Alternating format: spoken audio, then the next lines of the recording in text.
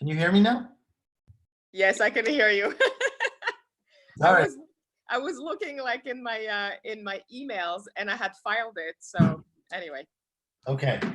So I know it's early. Appreciate you guys are here. Let's get this done. Hope everyone's feeling healthy. For now, absolutely, and forever. Okay. Excellent. Let's all stick with that. I can't hear you, Alyssa, but it sounds good. She's there. Oh my God.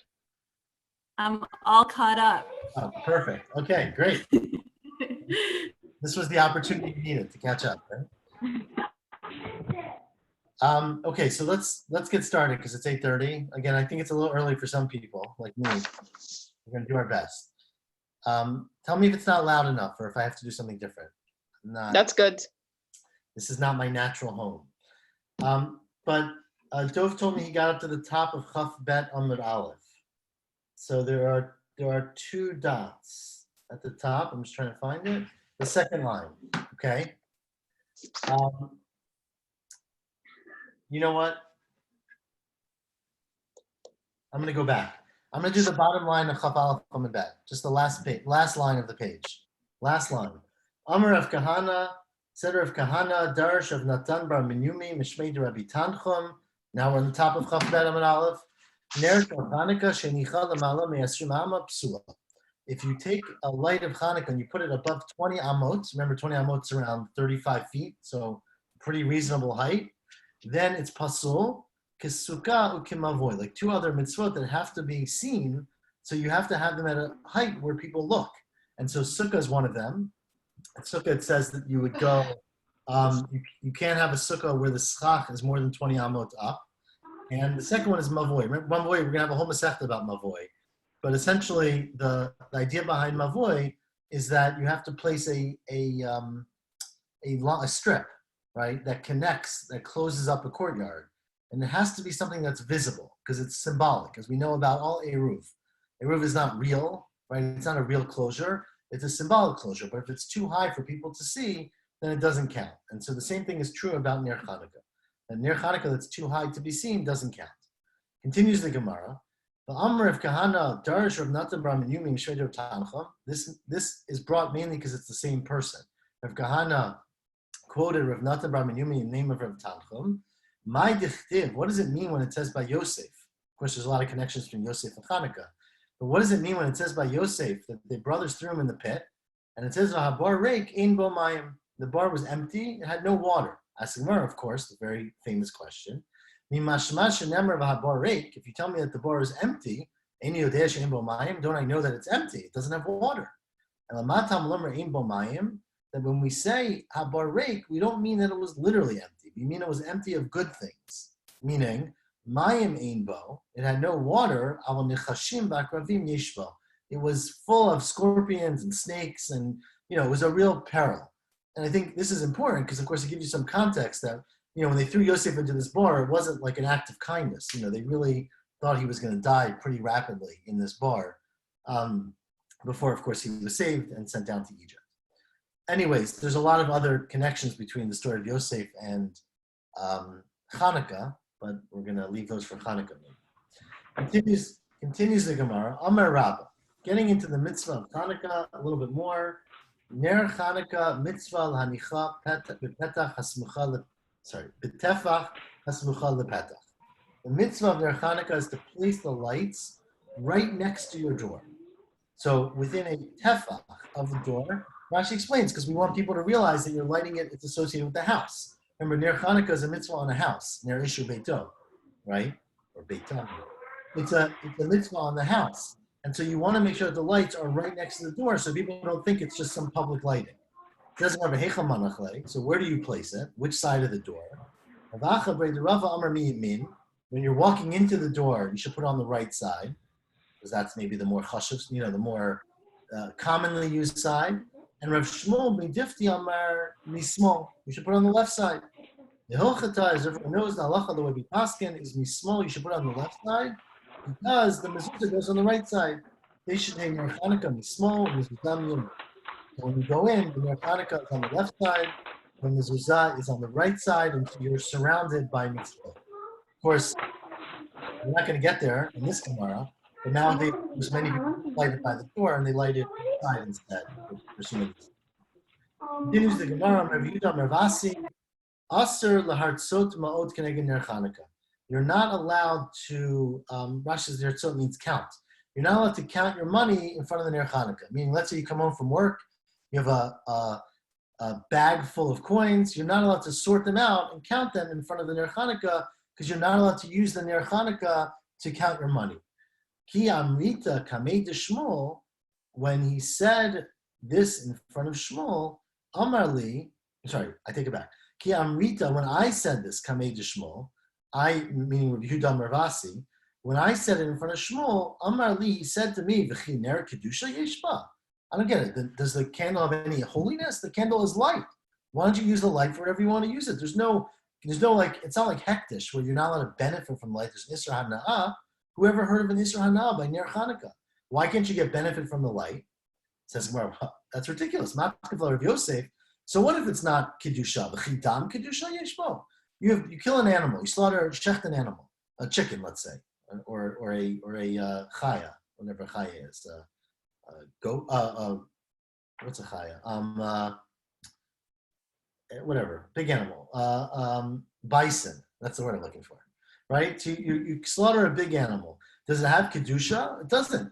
Tanya, but we learned that the pasuk says about kisui hadam. Remember, we had a mitzvah we talked about in Chulin extensively. That when you slaughter an animal, a behema, not a behema, a chaya or an oaf, you have to cover the blood. The pasuk says v'shafach v'kisa, and we darshaned in Chulin that b'ma sheshafach yichaseh, that the thing you use to pour out the blood, meaning your hand, which you use to kill the animal, you should use that to cover the blood. B'ma sheshafach yichaseh, what you use to pour out the blood should be used to cover it, meaning, says the Braita, shelo yichaseh berega, yichasenu berega. You shouldn't cover, remember, imagine you slaughter this animal, you pour the blood on the ground, you shouldn't use your foot to move dirt to cover up the blood, which is what you would think kisui hadam would mean. We darsha from the pasuk, it says shafach b'kisa, which is extra, because it could have just said, Rashi quotes that, it says kisa twice, essentially, kisa the kisahu. So the fact that it says it twice is telling you that you should use your hand, which you use to shecht it, to cover it, meaning you shouldn't use your foot to do kisui hadam.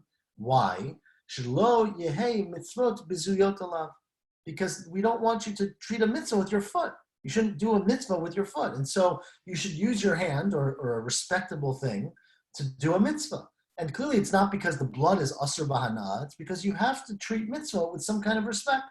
Hachanami, by Ner Chanukah, the reason that the halacha is that you're not supposed to count your money in front of the Ner Chanukah is not because you're not allowed to get hana'ah from the Ner Chanukah.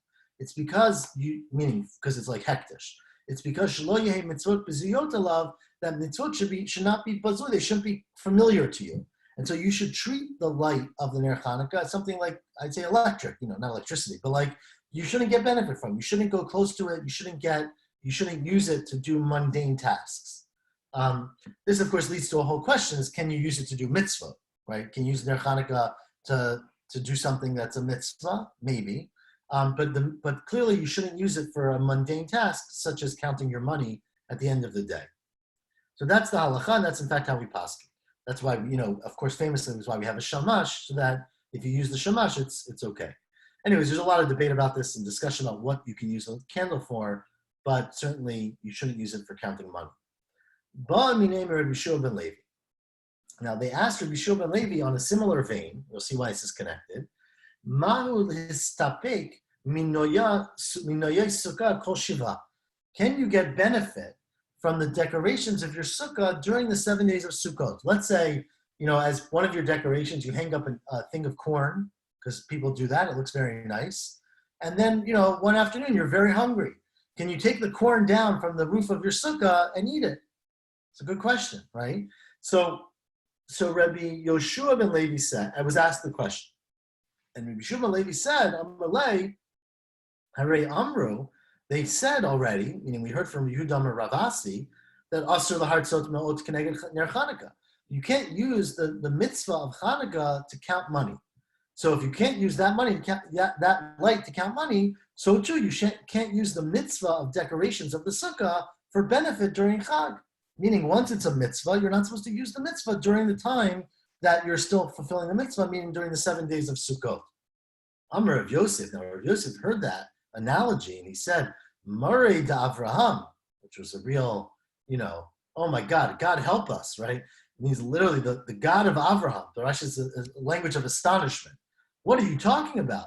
Tali Tanya b'delo Tanya. You are deriving something that's explicit in the Braita from something that's just not taught in the Braita. It's just learned from a statement of Amoraim. Sukkah, as we're going to see in a second, Tanya. There's a Beferish Braita that says you're not allowed to use the decorations of a sukkah. Hanukkah is not in a Braita. Hanukkah we just learned out from the blood of Kisui Hadam, right? And you're saying, oh, you can't get benefit from the decorations of Sukkah because just like you can't get benefit from the Ner Hanukkah. I happen to agree with the halacha, but the way you phrased it is totally backwards. What are we talking about? Sukkah Titania. I don't know where I have. Oh, Titania. Here's the Braita.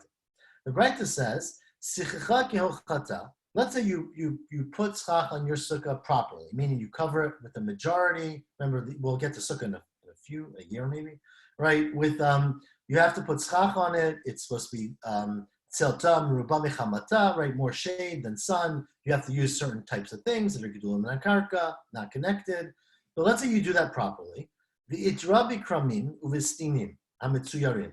You decorate your sukkah, meaning you crown it. You put around the schach these sheets and these mats that have decorated, have mitzuyarim means that they're tziyur. They have not writing, but like pictures woven into them. And talaba egozim, you hang, I don't know the translation of all these words, but you hang egozim, I guess we translate it as nuts of some sort. Someone knows? Egozim. Afarsikin, which are fruits, right? Or farsikin, I don't know how we translate farsikin. Or fruit, peaches, right? Shkedim, rimonim, parchilei anavim. Someone's going to translate for me. Anyways, peach, almonds, pomegranate. Thank you. We got it all. So shkedim are almonds, I guess. Rimonim are pomegranates. Parchilei anavim are like grapes. Atarot shel shibolim, which are sheaves of grain. Yenot shmanim. And the Gemara talks about actually in sukkah how you hang wine from your sukkah. It sounds a little challenging, right? So obviously it means you're hanging wine in a container that you can actually see that's transparent. But it was, basically you were putting your finest stuff. And saltot, and oil, and solet is flour. So anyways, all of those things, says the Braita, asur listapek mehem an motzei yom tov achron shachar. All of those things, again, you decorate your sukkah, you have to put up schach to begin with. Once you put up the schach, you start decorating by hanging your favorite things. You put apples up there and dates and pomegranates. And then, of course, you have a big party and you run out of food and you want to reach up to the schach and eat your grapes or eat the apples. Says the Braita, you're not allowed to use them until Yom Tov is over. They're essentially muktzah. Now, Tosfos points out that our Gemara seems to imply that you can't use them because they're part of a mitzvah and you're not allowed to benefit from a mitzvah. Not because of what the Gemara says in Sukkah, which is that it's because of muktzah. Anyways, we're going to actually get to this sugya a little bit later in Parakira, the third parak. But you're not allowed to use those things, says the Braita. If you make a t'nai, meaning if you put it up and you say, oh, I'm placing this up here, but I don't want it to become sort of dedicated as part of the sukkah, I want to use it as needed, then you're allowed to. I call the feet t'na'o. So anyways, period. That's the end of the Braita. But what he was pointing out, or Rav Yosef was pointing out, is that this is a Beferish Braita, which says you're not allowed to benefit from the decorations that are associated with the mitzvah of sukkah. And you here said, oh, we learned it out from Chanukah, which is not something that's explicitly said. Ela Amar Rav Yosef, what Rav Yosef said, which is the correct thing, is Avuhan Dekul Hudam. I love this statement. The father of all of it is blood, meaning the original source in the Torah from which we derive this rule is the source by Kisui Hadam. Again, the halacha is that by Kisui Hadam, you're supposed to cover the blood of an animal that you slaughter, that's a chaya or an oaf. You're not supposed to use your foot to cover the blood. You're supposed to use your hand, the thing that you use to spill out the blood, to cover the blood. And that teaches us this very general and important principle that mitzvot have to be treated with respect. So when you use something for a mitzvah, you can't treat it like a common thing. And therefore, by sukkah, you can't eat the decorations or benefit from them otherwise. And by Ner Hanukkah, which of course is a mitzvah midrabanan, it's not in the Torah, but by Ner Hanukkah, you also can't use the light of the Hanukkah to count your money or to, check your stocks or do something that's mundane. You got to treat it holy, with some holiness. Itmar. Now continues the Gemara on halachot of Hanukkah. Rav Amar ein madlikim miner l'ner. Rav says you cannot light one candle of Hanukkah. You can't light one candle to another candle. Meaning you have to use a shamash, which is what we use, to light one, and then you move the shamash over and light the next one. But you can't light directly from one candle to another candle. Shmuel Amar madlikin. Shmuel disagrees, says you can light from one candle to another. Rav Amar ein matirin tzitzit mibeged lebeged. Rav says if you attach tzitzit to the corner of a beged, you can't take the tzitzit from that beged and put them on another one. I mean, you can't get rid of one mitzvah, so to speak, to do another one. Shmuel says matirin, you're allowed to do it, right? And matirin here doesn't mean it's mutar, it means you can untie it, right? You can untie and move it mibeged lebeged. Rav, the third halacha that they disagreed about in this case, Rav Amar in halacha Rabbi Shimon b'greira. Rav said the halacha is not like Rabbi Shimon, who is mekil, who says you're allowed to do greira on Shabbat. Shmuel Amar halacha Rabbi Shimon b'greira. Shmuel says the halacha is like Rabbi Shimon, that you're allowed to do greira. Recall, this is super important because it's going to be throughout our whole Masechet. The halacha of greira enter out all shas, right? This is everyone loves this halacha. But the halacha of greira literally means dragging, right? So on Shabbat, you're not allowed to plant or build. And one of the things that you're not allowed to do is dig up ground in order to make a row to plant your cucumbers or something. So in those times, of course, the homes or the patios were made out of dirt. They did not have cement. And so if a person wants their bed to be moved, or let me give you a practical example. If your child is making a fort in the living room and they want to drag the couch from one side to the other, right? And you have a dirt floor. So the question is, can you do that on Shabbos? So the concern is that if you drag the couch from one side to the other on a dirt floor, there's a high likelihood, or there's maybe not a high likelihood, there's a chance that you're going to make a furrow, you're going to drag a row into the floor that can then be used for building or for planting, depending on whether you're inside or outside. Right? We'll discuss this all, of course, later in the Masechet. But in that case, Reb Shimon said it's okay to do it. The reason it's okay to do it is because you're dragging the couch in order to sit on the other side of the room, not in order to make a row in the ground or a furrow in the ground. And that's therefore called davar she'eino mitkaven. You didn't want to, not that you didn't want to, you didn't intend to do this thing. You might want it, but you didn't intend to. So there, Rabbi Shimon said it's mutar on Shabbat. And Rav said the halacha is not like Rabbi Shimon, and Shmuel was makel and said halacha like Rabbi Shimon b'greira. Amar Abaya, so said Abaya, Kol mili dimar, everything about my master, his master Rashi says was Rabba bar Rashi, Rabba bar Nachmani. So everything that Rabba bar Nachmani paskin, he did avi kirav. He always paskin like Rav over Shmuel. Lebar mihani tlat, except for these three cases where Shmuel, he did like Shmuel, the avi kishmuel, and these are the three we just mentioned. Madlikim miner lener, you can light from one candle of Hanukkah to another candle. Matirin beged lebeged, you can untie tzitzit from the corner of one beged and tie it to another beged. And halacha Rabbi Shimon b'greira. And halacha is like Rabbi Shimon that you're allowed to drag a couch on Shabbat, even if you might. Now this is might. We're going to discuss later whether, if you're for sure, whether it's aser. That's called psik reisha. But halacha is like Rabbi Shimon that you can drag something even if you might do a melacha, as long as that's not your intention.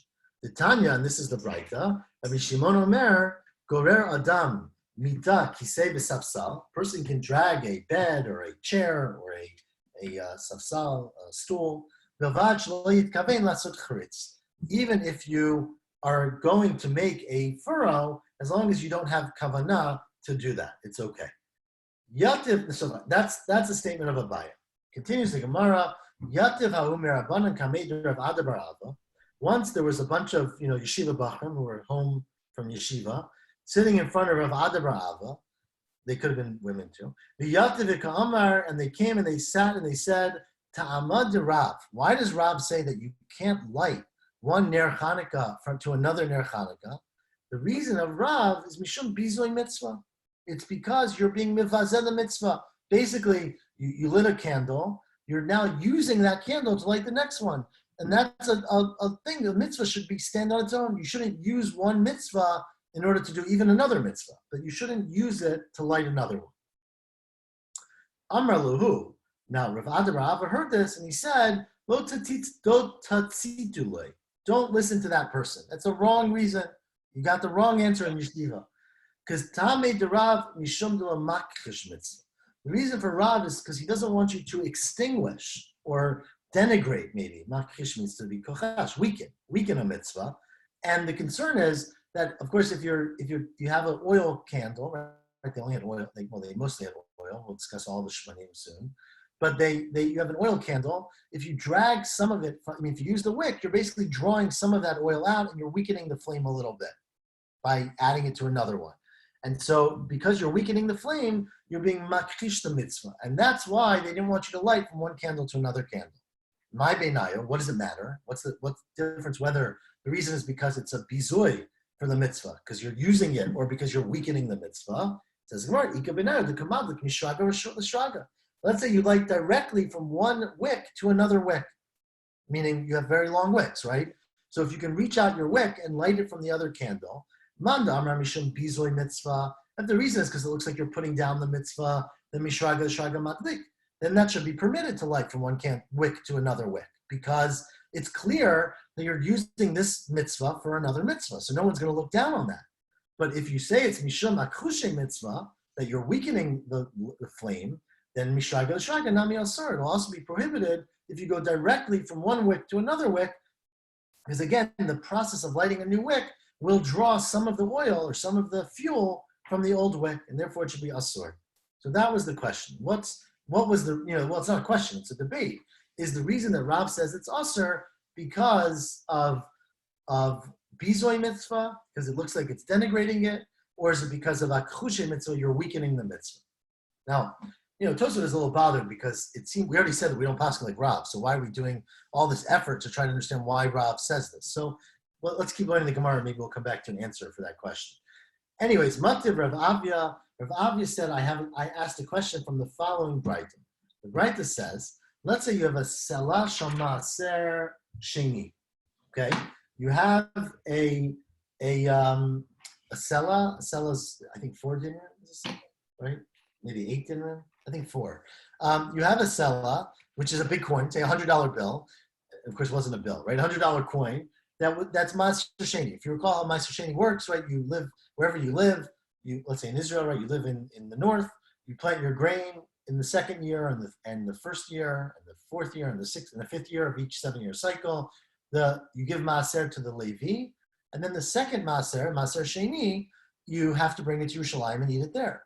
Now, of course, you can't go to Yerushalayim every day. The trains aren't running. So you have to. So what you do is you exchange the value of your crops for money, and then that money you take it to Yerushalayim and use the money to buy fruit in Yerushalayim whenever you go at the Chag, let's say. So let's say you have a selah, you have a coin that is Maaser Sheni, it's Kedushat Maaser Sheni. Ein shoklin kenegdo dinrei zahav. You can't use it as a counterbalance on your scale to measure gold coins. Why not? Because you're not allowed to use a mitzvah for something else, right? This is a selah that belongs to Maaser Sheni. It's not a weight. It's supposed to be used for only its mitzvah. Says the Breita though, afilu l'chalal alav Maaser Sheni acher. Even if the whole purpose of you weighing these gold coins is because you have more grain of Maaser Sheni, you want to exchange it for money. You want to make sure it's the right amount of money. And so even if you're using it to weigh for another mitzvah, says the Breita, you're not allowed to do it. Says now if you say Rav v'Shmuel miner l'ner, that if Rav and Shmuel disagree about the mitzvah of lighting from one candle to another, where Rav says it's asur and Shmuel says it's mutter, that means when you go directly from one flame to another flame, one wick to another wick, then avo bekinsa.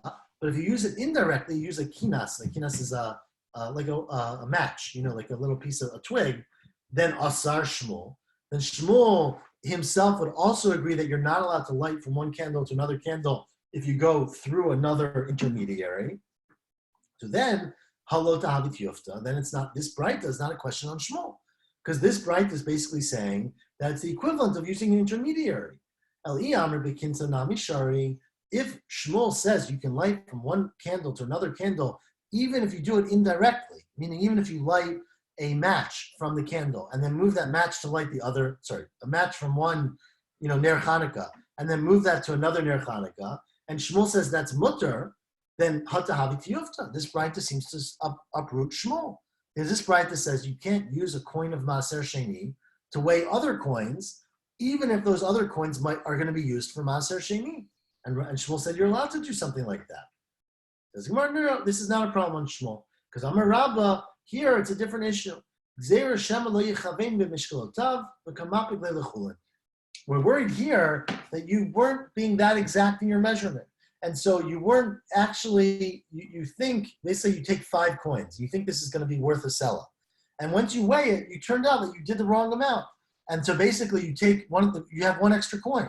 And so you take the extra coin off, and that extra coin is no longer used for Maaser Sheni. And then you turned out that you weighed something with Maaser Sheni that wasn't going to be used for a mitzvah. That's why they advised you not to use Maaser Sheni coins to weigh other things. Because we're worried that you're not going to end up using it for a mitzvah. But if you're definitely going to use it for a mitzvah, according to Shmuel at least, it would be mutter to use one mitzvah to get ready and use for another mitzvah. Continues the Gemara, Matar Rosh Hashanah. Ask Rosh Hashanah, let me clarify this from another Braita.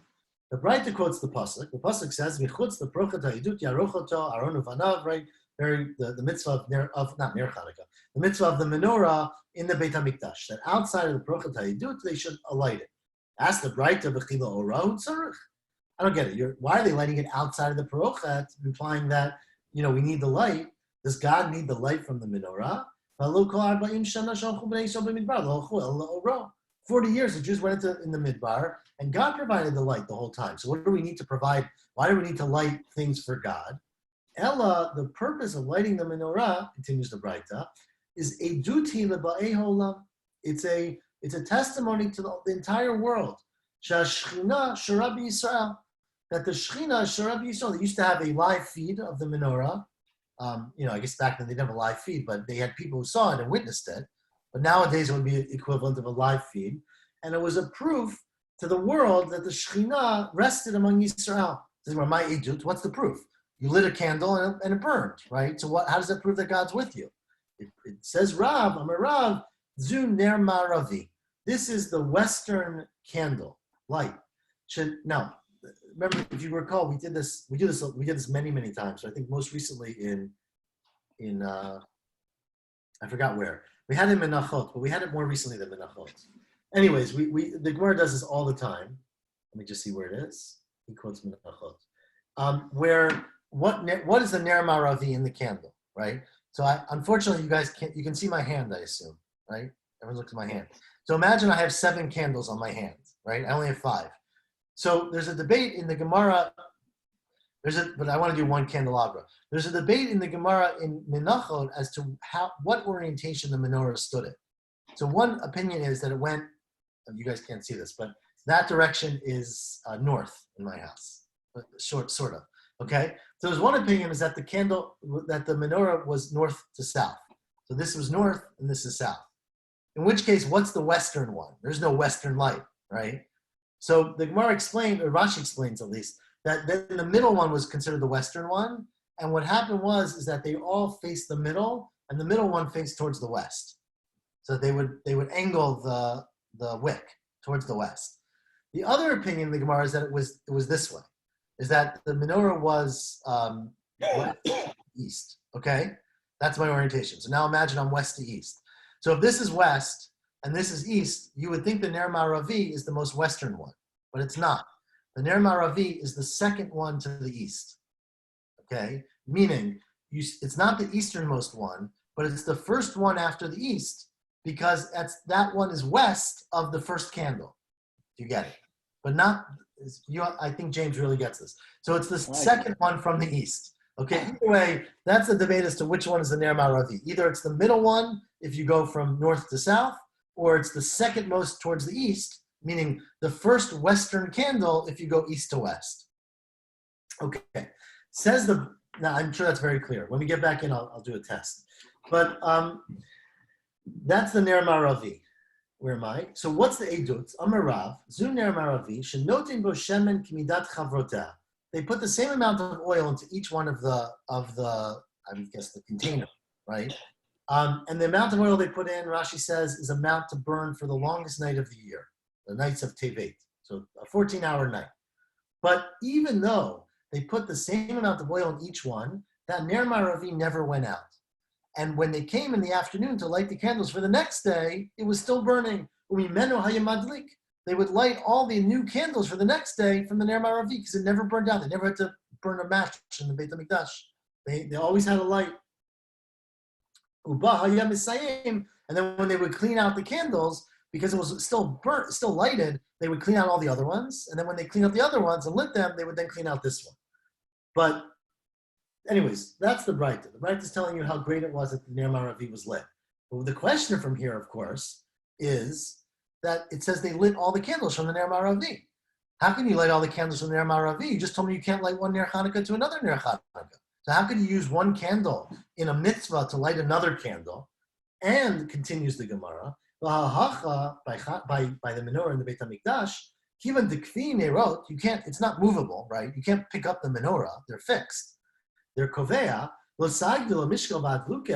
right? You must have taken light with a match, lit the match from one and moved it to the next. So kasha, bein lamandam rishon bizoy mitzvah, bein lamandam rishon kushi mitzvah. It's a question of whether you hold bizoy mitzvah or a kushi mitzvah. Because either way, it seems clear from here that you're using a intermediary to light one candle to another candle. Says the Gemara, Tirgamar of Papa, Biptilot Aruchot. They must have had super long wicks, right? Wicks that were maybe 6 inches long or 12 inches long. I'm trying to think how far the menorah was. I don't think we really know how far it was actually. The base we know. No, it was 1 amma. 1 amma is the whole width, I guess. So, I'm not sure actually. Okay, someone's going to get it. Everyone, one candle to another.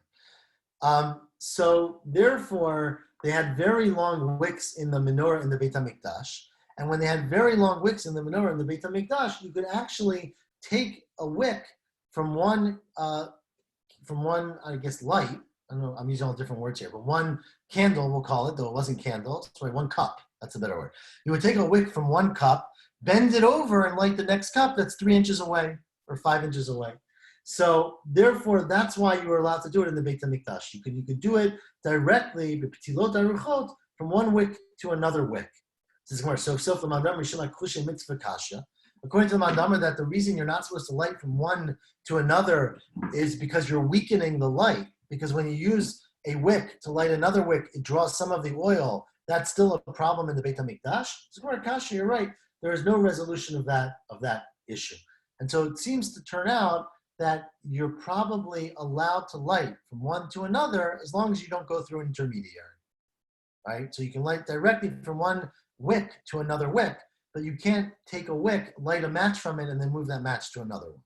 And of course, our way of doing this is we have a shamash. Ask the Gemara, my Havdalah, what's the... For Hanukkah candles, you could light from the 3rd to the 4th. According to this, again, we're not quite at the end, you're not allowed to, unless you do like directly from one candle to the next.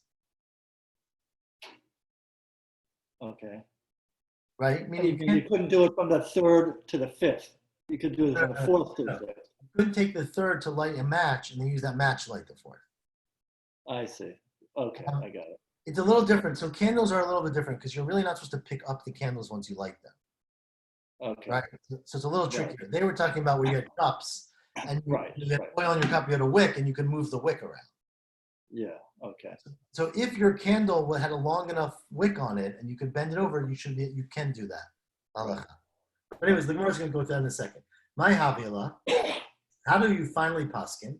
Amravuna Brediv Yeshua, well, actually, this is a little bit more complicated than I made it out.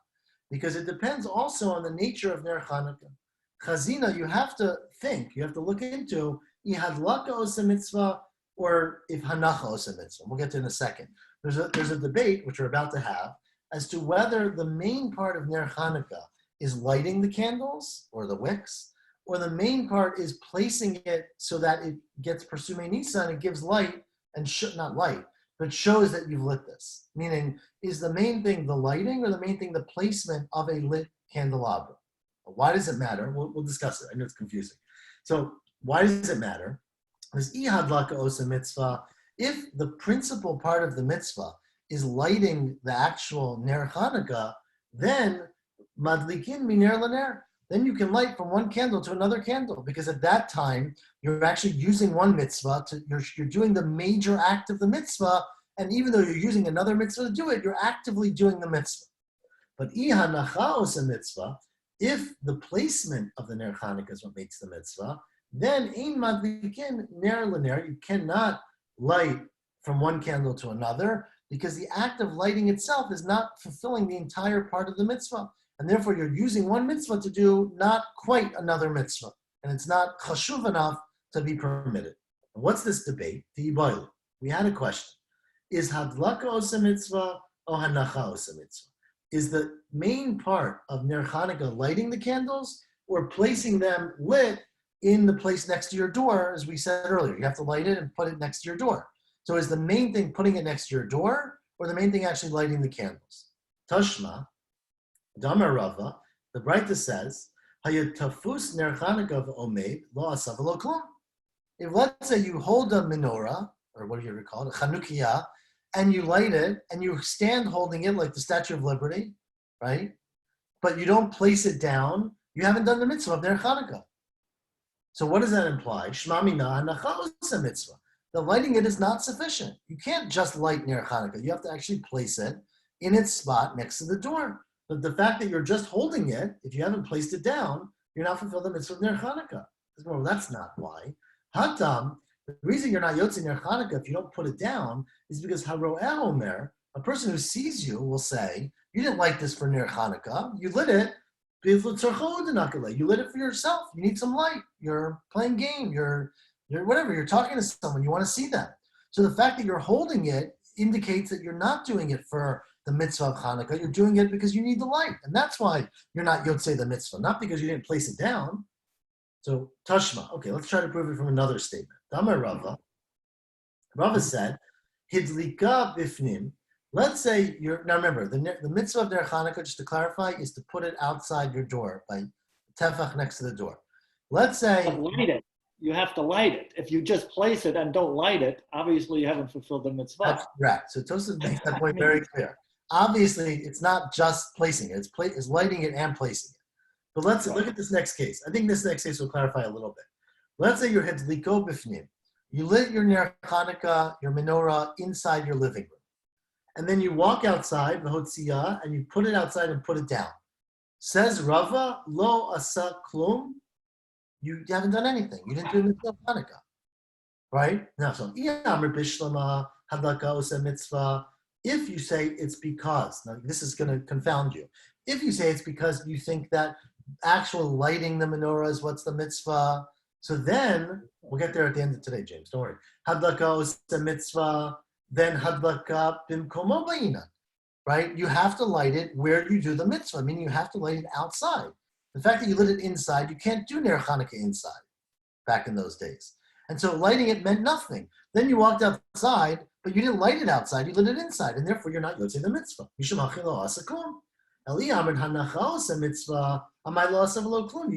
You did a perfect thing. You lit it inside, but you placed it down, lit, in the place where it's supposed to be. So why wouldn't you be Yotzei the mitzvah?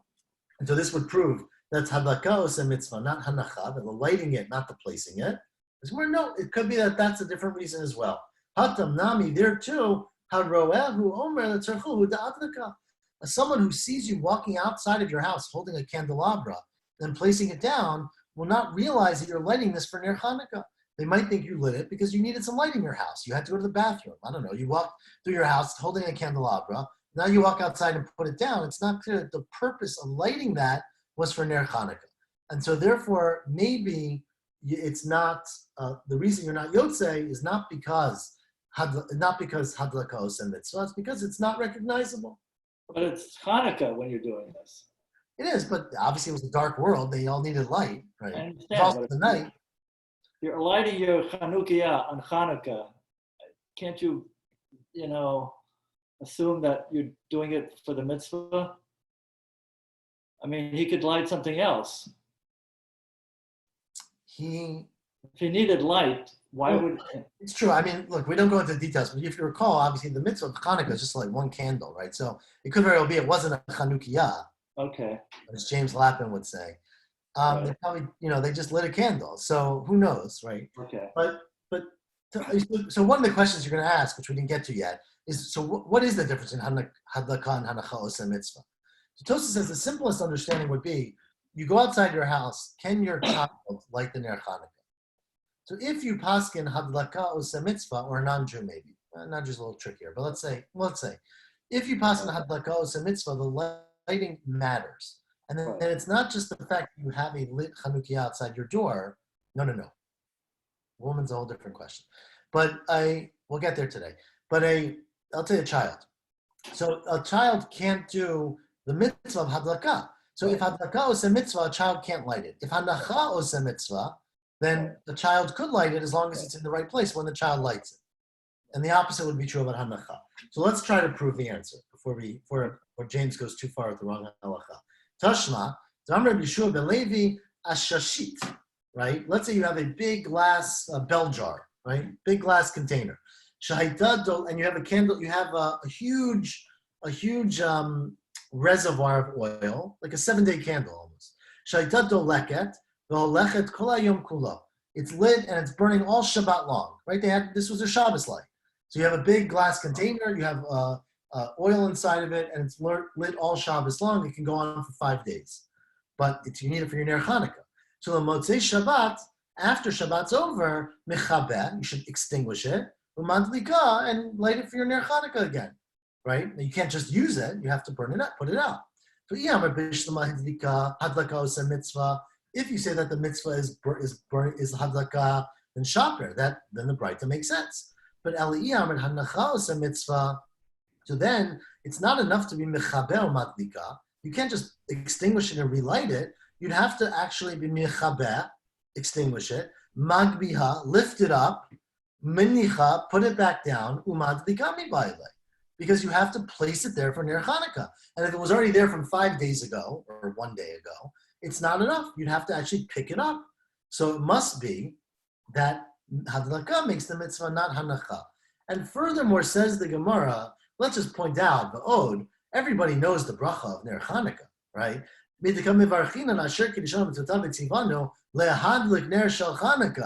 something happened to the sound. We can barely hear you. Can everyone else hear me? I'm okay. I can hear. Maybe it's you, Miriam. Okay, so just me, I guess. Sorry. But we're almost done. But hopefully you can hear me. I'll try. You're making a bracha to light the Ner Shel Hanukkah, Shmamina Hadlaka Osa Mitzvah, Shmamina. That in fact clarifies that it's the lighting of Ner Hanukkah in its right spot that does the mitzvah. But if you lit the Ner Hanukkah inside and carried it outside, you would not be Yotze, because then you lit it in the wrong spot in those days when you had to light it outside.